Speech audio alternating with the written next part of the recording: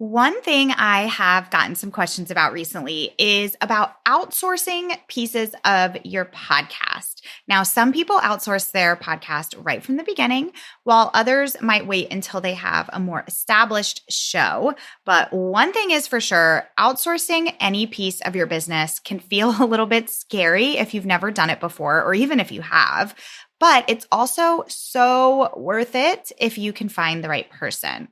And when it comes to podcasting, there's lots of options that you have for outsourcing, from the experience level of your hire to what specific tasks they take over for you.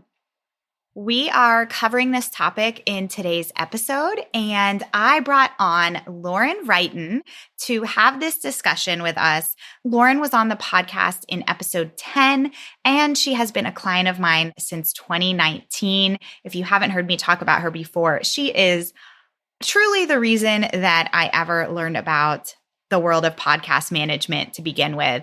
So I always love being able to talk all things podcasting with her. Lauren Wrighton is a podcast strategist who has helped female business owners launch their chart-topping shows since 2017. In addition to helping podcasters grow their shows, Lauren uses her expertise to help freelancers become profitable podcast managers through her course, the Podcast Manager Program. You can hang out with Lauren each week on her podcast, The Podcast Manager Show. Aside from podcasting, Lauren loves being a wife to her husband, David, and a mom to her daughters. And at the time of this recording, she is about a month away from having her fourth baby girl. So congratulations, Lauren.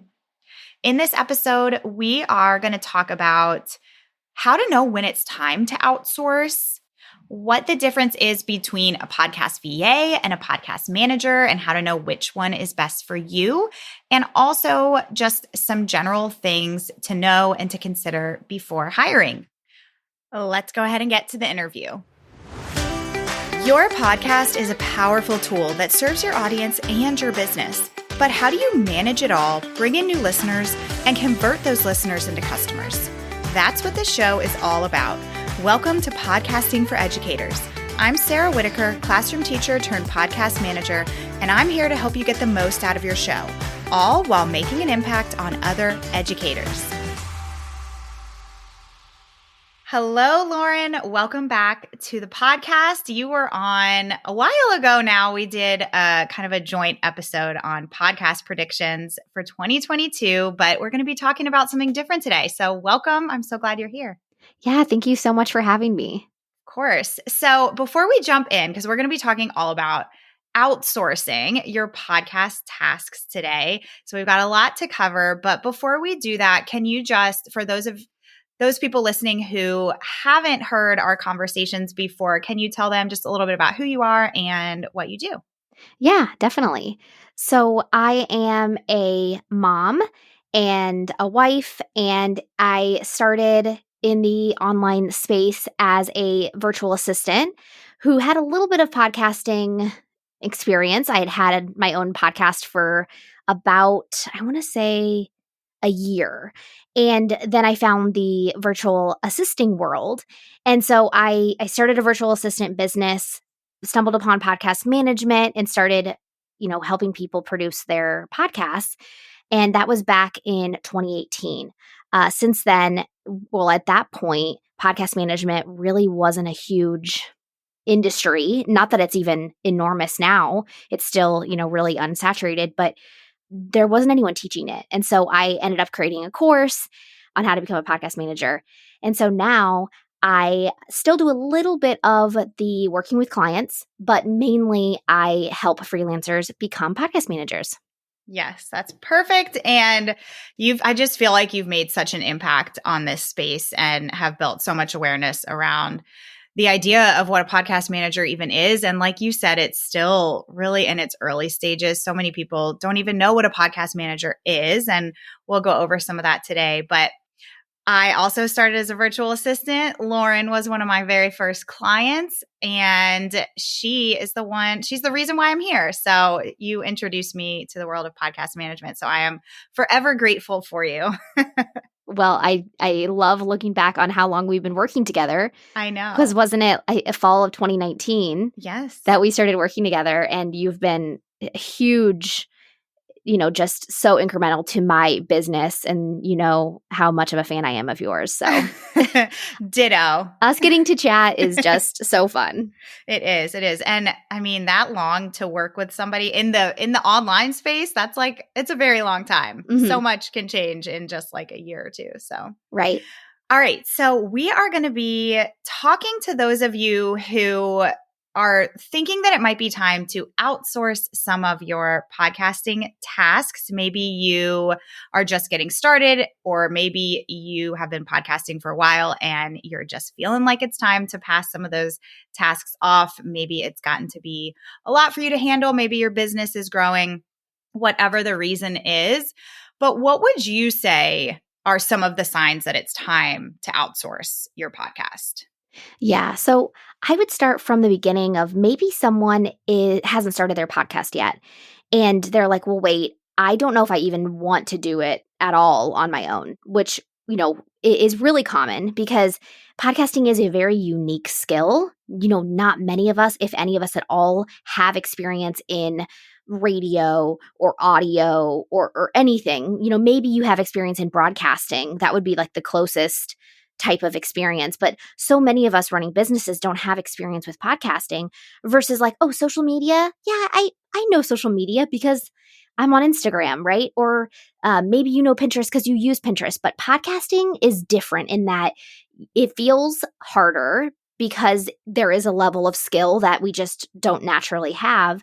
But yeah, if you're in that boat of like, I don't know if I even want to learn this, then okay, yep, totally a valid reason to hire some professional help. But let's say that you wanted to launch it on your own, you did it, awesome. And then, you're maybe like 5 episodes in and you're like, oh gosh, this is the last thing on my list every week. And as much as I love my podcast, I also secretly hate it because it's just that task that you don't want to do. Yes. Okay. I mean, most podcasters who are in that boat, they're like, I'm almost going to stop the podcast and I really don't want to do that because of all of the tasks that are involved. And so that's going to be a huge sign. But also maybe you enjoy some of the behind the scenes work and you get yourself to a certain point. Maybe it's a specific download number, or maybe you've been doing it by yourself for a certain amount of time and you realize, okay, I've been able to be scrappy and you use YouTube and maybe a course or whatever to get to a certain point. But now I'm not going to be able to break this plateau unless I get an outside perspective. And when you're at that point, you might be looking at like a podcast coach, a podcast strategist, but also a podcast manager can fill a lot of those roles. And I know we're going to get into like podcast VA as well, but I think that's kind of the third person. That's like, okay, now that I'm 6 months in, now I'm going to hire someone so that this can be a little bit more enjoyable and I can really grow. In a way, I think that it's always a good thing when podcasters are the ones who start their show and they get to see the behind the scenes and the work that goes into it and how to do like the main tasks of podcasting before handing it off to somebody, because you never know when you're going to need to go back to it. And it's nice to have that understanding of like what somebody's actually going to be doing when they come into your business. But like you said, there's also lots of people, like most of the people that I work with, they know they want to start a podcast, but they also know that they have no desire and no time to make the jump from the beginning and hire somebody to do it. But I know that that's not the scenario for everybody, mostly because of financial reasons. Maybe you're not in a financial place, or maybe you're just not sure if it's worth hiring somebody yet. But then you get to that point that you were talking about, which is why so many podcasters go into pod fade and end up stopping, is because it's a lot to keep up with. And there's a lot of details to manage. But the beauty of it is you don't have to hand off everything at once. You can kind of pick and choose and it can grow over time. What do you think like the first things are that a podcaster should outsource first? And especially like what are those tasks that would be the most impactful to outsource? Yeah, I mean, I think part of it is personal. So there's some things that, well, I guess let's just talk about editing, because editing is the most natural that most people want to pass off. But then the other one is show notes. Those are the two that I would say are the most common big things that people want to hand off as soon as possible. Some people like to edit though, or like they're like, I'm not quite ready to let that go because I want to control the way the final episode sounds, which that's a little bit of okay, let's release a little bit of control. Hey, I totally get it. So I would say editing is a huge one because of the time. Even if you've taught yourself and even if you're good at it, you might not be great at it. That's one thing. Even if you are good at it, it's very time consuming. It takes 2 to 4 times the length of an episode to edit it. And that's only editing, right? That's not anything else that you're doing post-production wise. But then there's, like I said, show notes, which it's writing. If you're just like, oh man, I don't want to write. And once again, you can be a decent podcast manager for yourself. You could be good at these skills, but there's something about it being your own show that you just don't give it the love and the care that someone else could. Because podcast managers, one of the things that we all have in common is that we genuinely love the shows that we produce, right? Like you can't pour into a show if you don't love it. Yes. So, whenever you realize, wow, this is, like I said, the last thing I'm doing each week, and someone else is going to love it like you do, that helps you to see the value as well.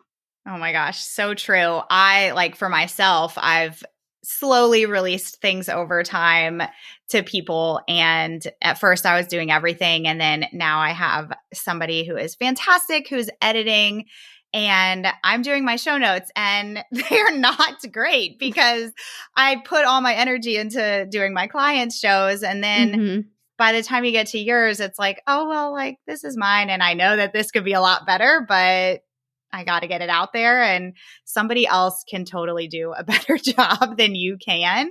And I love that you brought up that it's not just about whether you know how to do something or not. It's time consuming. And isn't that the best part of outsourcing, is that you get your time back and then you can put that time towards other things, whether it's just having some more white space in your schedule or being able to focus on other parts of your business that will kind of drive the needle forward. Mm-hmm.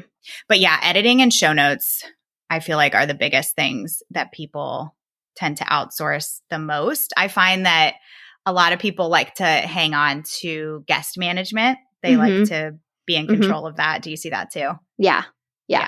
Definitely. That and social media graphics or that type of promotion, because maybe you have someone else who can kind of do it on your team, or you just find it to be simple and easy, and so you do it, or you want to change it up a lot. And so those two, I would agree, guest management and social media are two that people will hang on to longer. So if somebody is considering, they're kind of like weighing out their options of whether or not they should go ahead and outsource, what do you think are the biggest benefits of having, whether it's one person or a podcast team, versus continuing to manage it on your own? Yeah. I mean, I think what I just said earlier about having someone else love your show like you do and bring another level of creativity to the show, I think that's really a hidden benefit to the more obvious benefits. The more obvious benefits are, white space in your schedule. And if you're looking, maybe you're thinking like, okay, should I hire, maybe a VA, or should I hire a podcast manager? One of the great things that I've learned over time is sometimes you hire someone and they kind of require more work because you have to give them work. So it's like a constant, like, what am I going to give them? Yeah. Versus when you hire a podcast manager, as long as you record your episode, they're not going to ask for anything else. Yeah. They're just going to go to work, and you're going to have space. You're going to have true time off away from your business. Versus, that's just some of the nature of some other roles that you might hire for, might say, okay, hey, I need this from you. I need this from you. So I would say that's definitely a great piece of having a podcast manager, is that what they do is consistent. Yeah. So you get into that groove and you can really have time saved. I would say another benefit would be, going back to the creativity piece, is that the podcast manager will likely come to you and say, hey, have you thought about doing this? Hey, have you thought about doing this? And so just having someone else who's thinking about your show when you're not, so you can take time, mental time away from your show. Because that's one of the things that you might be feeling if you haven't hired someone yet is like, I know my show could be so much more, but I just don't have the space, the energy to think about it all the time, which we totally get. And now you'll have someone on your team who's a expert or a moderate expert who is going to be able to think about your show when you're not. Yeah, definitely. Freeing up that mental space is huge. And being able to potentially get ahead more than you ever have been if you're doing everything. It takes time to do all of those pieces because it's not just recording, it's editing and it's show notes and it's the promotional stuff. But if you could sit down and just record several episodes and then hand it off, I mean, that's a huge game changer. And that predictability of that consistent routine, I feel like both sides, like podcast managers love that. And it's great for you as a podcaster too, because you know what to expect. You know about how much time it's going to take. And it's kind of like a hands-off situation once you pass off that episode. I'm interrupting this episode for a brief moment to answer one of the biggest questions that podcasters have. How do I continue to bring in and retain new listeners? Here's my favorite answer: podcast guesting. When you guest on the right podcasts, you're positioning yourself in front of ideal listeners and customers. This is a powerful strategy when done intentionally, and I can show you how in my mini course, Guesting for Educators. In this course, I'll teach you my 3-step approach to landing and leveraging podcast guest interviews. When you join, you'll get access to the course content, templates, swipe copy, and even a list of shows who are currently accepting guests. The best part, you can work your way through the content in less than a weekend. What are you waiting for? Head to www.podcastingforeducators.com/guesting to learn more. Back to the episode. So I feel like we're saying podcast manager mostly, but I also know the term podcast VA floats around. And I think that people don't quite know the difference between what a podcast VA is and what a podcast manager is. So in your opinion, what do you see being the difference between those two? So I would say the difference is between like a VA and a manager. So a VA in general, a podcast VA or any type of VA is someone who is not bringing in their own strategy to your business, or they don't necessarily need to have experience. They're like an assistant who comes in and does tasks. So you tell them, hey, do these 3 things and do them in this way. That is the nature of a VA. And that's why they are so, advantageous for your budget, is because you could be paying them $20, $25 an hour and they're just getting stuff done in your business exactly how you want them to.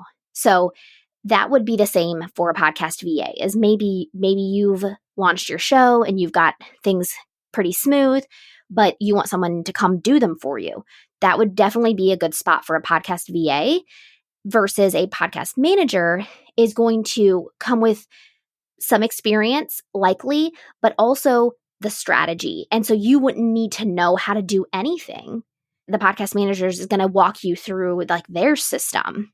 So obviously the price between a podcast VA and a podcast manager is in that knowledge that they bring to the table. Yeah, I completely agree. It's like the difference between you're training somebody or somebody's coming in with their expertise. And how nice is that to have somebody come in and like tell you what you should be doing or give you suggestions rather than you doing that. Now, okay, I have to ask, because you just had an episode go out about this today, about a podcast producer. How do you define a podcast producer? Yeah, so I think it's a little bit blurry. I mean, everything in the online space is blurry because people call themselves whatever they want, which is great. I love it. Self-made titles. Me too. Yeah. I change my title all the time. Right. You and I would change your title in my business all the time. I just gave up. I don't know what to call you. So yeah, things are blurry. And And also go back to the VA for a second. Some people will call themselves VAs and know a ton in the podcasting space, and they just feel more comfortable with the VA term. But a podcast producer is really the opposite. People shy away from that term because it is a little bit more elevated. But I think in reality, the difference, like a podcast producer is more of a corporate term. Yeah. So if like someone is working in a podcasting studio in LA, they're probably going to have the term podcast producer. They're not that's definitely what I picture in my head. They're not going to be called a podcast manager. Podcast producer and podcast manager are going to be very similar in what they do. But I do think that a podcast producer is going to likely help you before you record and after you record. So when I say before you record, that could be content planning, that could be guest management, that could be helping you with what to say in intros. Like they might just have a little bit more involvement in the creative process versus a podcast manager could be only doing the post-production piece of it. I know that people are wondering about price. So I think we can safely say that like a VA, whether it's a general VA or a podcast VA, is usually like 20 to 25 starting at prices, right? Yeah. And so what should people expect with a podcast manager? And the students in your program, I know that a lot of them create custom packages. So I know that it could kind of look really different depending on what you want. But what would be kind of like an average price that people could expect? Yeah. I would say one thing is you're not going to get hourly pricing versus a VA. You could definitely get hourly pricing and you would know an hourly rate. With a podcast manager, you're probably not going to get an hourly rate, which is totally fine. That doesn't mean that their pricing is higher even. It just means that they're going to package what you want into a custom package and tell you what the price is. So I would say on average, you really can think about packages in like the $500 range all the way up to like $1,500 is kind of like the most common range that a package would fall in. And then there's obviously higher packages than that. But I would say if you're thinking, okay, where can I start? I would have the $500 number in mind. Because then the thing is, it's nice to like get one thing off your plate, but if you can get a couple things, not everything, but just a couple things, that's going to make a big difference. So I wouldn't think less than, yes, you could do something for $200, right? You could get someone to make social media graphics for your podcast for $200, but to get kind of the best bang for your buck, you're going to be looking closer to like, I think $500 a month. And I think it's like, I don't know if you feel this way, but once you start outsourcing stuff, it's like, okay, I'm just going to start with editing. But then it's like, oh, how nice would it be if somebody could also just take that and schedule it and upload it and do the show notes. And then I'm just recording. Like that would be amazing. And if someone's already listening to your entire episode, it's like, well, I'm already paying them to listen to the whole episode. I might as well have them schedule it. I might as well have them write the show notes because if you're trying to get it off of your plate, you still have to go in each week and write your show notes. It's like, oh, then you might need to refresh yourself on what you even said. So that's kind of what I mean by like, it's if you can only outsource one thing, still do it. But if you can outsource like 3 things, you're gonna be really, really happy at the end of the week. Yeah. And like you said, I mean, if you're really kind of like, I can't afford like a full package right now, starting with that one thing and building on it is going to help you in the long run. It's kind of like at some point you have to make these hard decisions in your business of, okay, well, something's got to give. Like I can't keep piling stuff on. I need help at some point. And I just think positions like this that you can outsource are going to give you just such a great ROI in terms of your time alone. Yeah.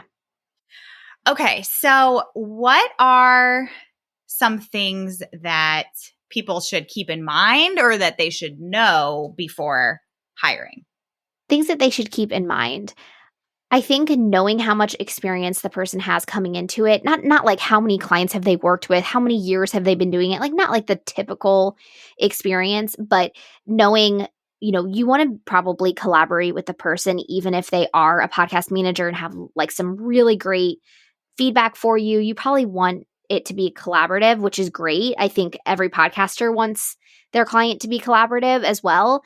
So keep in mind when you hire someone, depending on like how much you are spending, don't expect too much out of someone who you're just hiring a podcast VA. Tell them what you need and what you want so that they can grow with you. And then also, if you are investing in more of a coach or a strategist or someone to come in and really take your podcast and run with it, also trust them with what they have experienced with their previous clients and experiences. So I would say keep that in mind versus if you just maybe you just turn this episode on and you hear, okay, great, I can hire a podcast VA for $20, then assume that that's going to solve everything, right? It may not. You might still have to do some hand holding and things like that. So I would say keep that in mind when you outsource. Yeah, I think you have to really think about where you are in your business. If you're kind of just starting out in those early stages and you know that there's value there in outsourcing some things, starting with a podcast VA might be the best route for you. And then you and your podcast VA can grow together over time. Your show can grow, their role can grow, and all of that. And then if you're a more established business owner who might have, a larger budget and really ready to not only have their tasks taken over, but really have somebody come in who can bring some strategy. Because, that is a huge value in itself, having somebody not just come in and, checking things off the list, but coming in with ideas and keeping up to date on the podcasting trends. Hey, this is what's working right now. This isn't working anymore. Hey, this is, looking at your stats and diving into your stats and checking in with you about those things and giving you suggestions. That's just a whole nother level. Exactly. And it's like you see that you're coming up to your 100th episode or you're coming up to your yearly anniversary and you're busy with your business, hopefully, right? Hopefully your business is flourishing and you don't have a lot of extra time to plan out things like that. But your podcast manager is definitely going to have those things in mind of oh, we should do something fun. We should do a giveaway. How can we get more feedback from our listeners, just all of those little things that really make such a big difference over time in connecting with you, with your person who you're speaking to. That is easy to, as a podcaster, it's easy to kind of neglect that because you're okay, recorded my stuff and sent it off. But the growing of the show happens week by week too. Definitely. Being able to bring those celebrations to the table, reminding you to celebrate those milestones and the accountability piece. And this is something I wanted to touch on that we haven't yet. I think that that's a huge thing with outsourcing is, I know specifically for podcast managers, every podcast manager that I know, and you teach this in the courses, you have to have those expectations. And whenever you work with anybody in your business, no matter what it is, you are, as the client, as the podcaster, are now being relied on to give that episode. Your podcast manager needs that content before they can begin working on it. So it also just really holds you accountable to getting those recordings done because they have to be done in order for your podcast manager to do their job. Yes. And the accountability plus the feedback, you can, over time, you can get in your head on am I even sharing anything valuable? Am I just talking into white space? Yes. Is this just, you can just kind of start questioning your message or questioning yourself. And that's just, normal running a business, unfortunately, for a lot of us. But you can ask your podcast manager, hey, how was this episode? And if they've been working with you, especially for, a couple of months, they can say, oh no, this was great. I liked this about it. I liked this about it. And then you can sit back and say, okay, good. I'm just having some imposter syndrome or I was having an off day or something. So just that feedback from them. And as they get to know you and your message even better, relying on them to even tell you maybe hey, this part seemed whatever. And just having that feedback is really nice. Especially when you're recording and you might even be kind of starting and stopping while you're recording and pausing and redoing things. That it kind of feels like chunky to you almost while you're recording, and maybe you don't even listen to the finished product. But to your podcast manager who's now like thoroughly working on this episode, it sounds great. Mm-hmm. And yeah, getting that feedback, because it's so easy to get in your head and think that something isn't great even when it is. Yeah. Yeah. And also, like, I think one of the biggest questions I get is about numbers and data, like especially with podcasting stats. And you and I could talk about how much podcasting stats are not the best.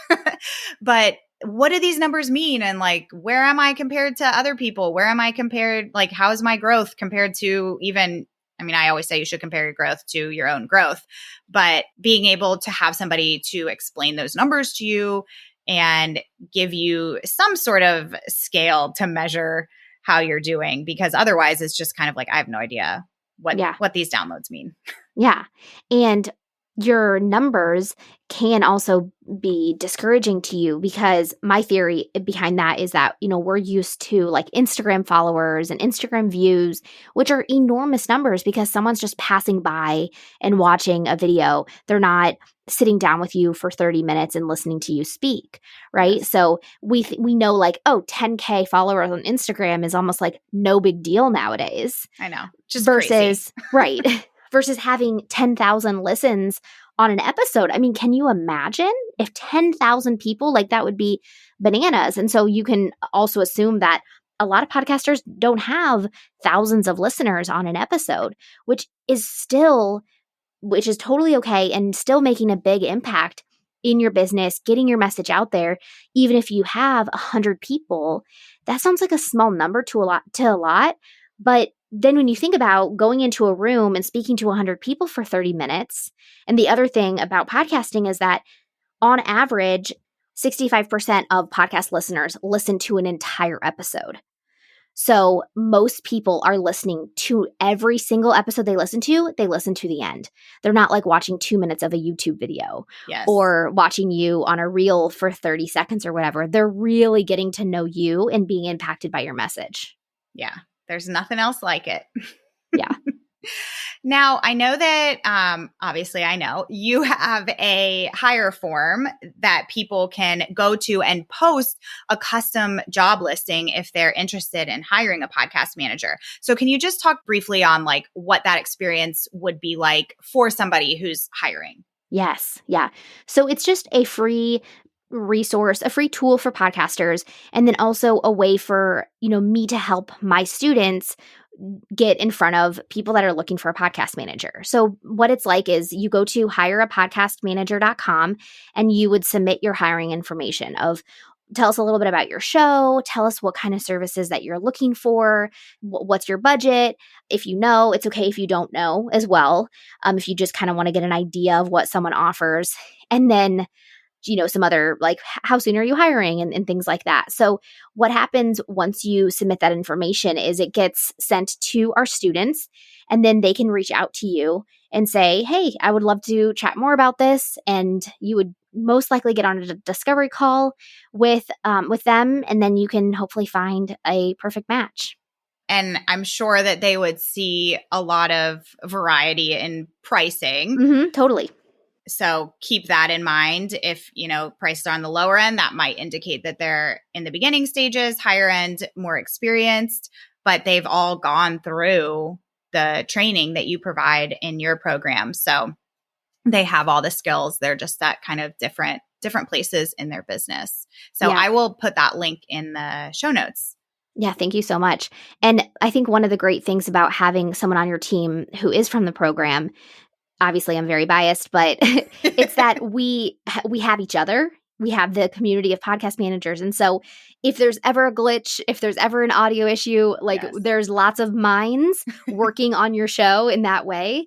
So I think that that's kind of a cool thing to think about as a podcaster is that, my podcast manager has access to a lot of people that can help them if they need it when it comes to producing my show. Yes, definitely. It's a special group. And anytime anybody posts a question or an issue that they're having, it's like immediate comments from people offering suggestions. So yes, it's a great resource all around. All right. Is there anything else that you can think of that we didn't cover in terms of outsourcing? I would remind people that like outsourcing can feel scary because it's like, oh, hundreds of dollars. Maybe the price is something that's hard to get over. So I would say just like encourage people to look into it to see if it's a good fit for them. Maybe you're thinking you want to outsource in a couple of months but you want some information now. Like that's totally okay as well to just start planning for it so that you can continue to produce your show, because that's where my heart in this really is, that if you've got a really important message, if you've got a business that really improves our world, we need that really badly. And so if help is going to help you to continue, then, try to make that happen so that you don't just abandon your show, abandon your message.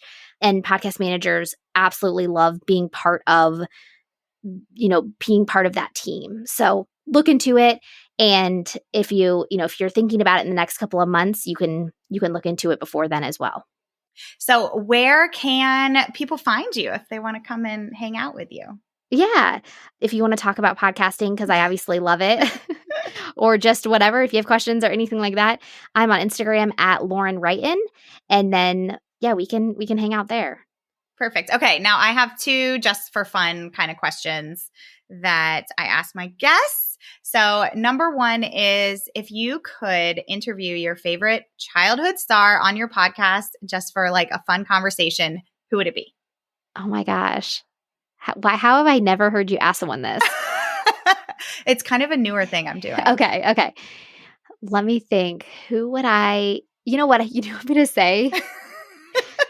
going to say? I'm spacing on what her real name is, but I'm gonna say Lizzie McGuire. Yes, Hillary Duff. Hillary Duff. Much better as Lizzie McGuire. Yes, Lizzie McGuire is what came to mind. I'm like, childhood. Who comes to mind as a childhood person? I'm gonna say that. That's like my raw answer. I did not pre-think about this. Okay. That's who I would sit down with. Oh, I love it. I was a huge Lizzie McGuire fan. Same. Loved her hairdo. Oh my gosh, yes. The clothes. Yep, the clothes. Loved it all. Oh, good answer. All right. And then the next one is, do you have any favorite podcasts right now for business or for fun? Gosh, yes. I try to listen to something new, not like every week. That's a little bit unrealistic because I also go back and forth with Audible. Yeah. But I would say what's one that I've been really enjoying? There's a business that I've been following closely, and I really like their podcast. It's called Guide Culture. Okay. And it's all about sales, essentially.